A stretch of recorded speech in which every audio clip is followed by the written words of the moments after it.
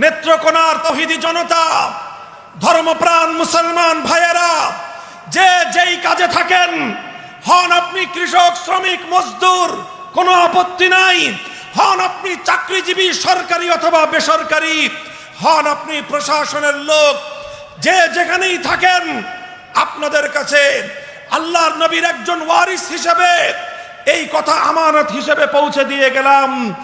আলেমদের কাছে নবীদের উত্তরাধিকারের দায়িত্ব আল্লাহর নবী দিয়ে গেছেন, আলেমদের উপর আস্থা রেখে গেছেন।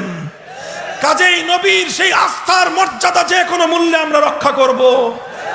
আমরাও কিন্তু আছি ইনশাআল্লাহ, সোচ্চার আছি। স্পষ্ট পয়গাম শুনিয়ে যায়, কোরআনের বিরুদ্ধাচরণ হবে, ইসলামের বিরুদ্ধাচরণ হবে। যদি ফাঁসির হুমকি থাকে, জীবন হুমকির মুখে পড়লেও ইসলামের বিরুদ্ধাচরণ নীরবে বরদাস্ত করতে পারবো না। পণ করেছি, শপথ করেছি, যতদিনে দেহে প্রাণ আছে, যতদিনে ধমনীতে রক্তের প্রবাহ আছে, যতদিনে হৃদয় স্পন্দন আছে, এক আল্লাহর তার রাসূলকে খুশি করব। এতে সারা দুনিয়া যদি নারাজ হয়, সারা দুনিয়ার কাউকে পরোয়া করবার সময় আমার নয়।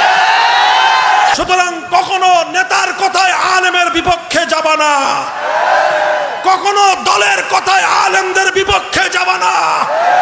যেই দল আলেমদের বিপক্ষে বলে সেই দলকে তালাক দিবা, যেই নেতা আলেমদের বিপক্ষে বলে সেই নেতার 14 গোষ্ঠীকে তালাক দিবা।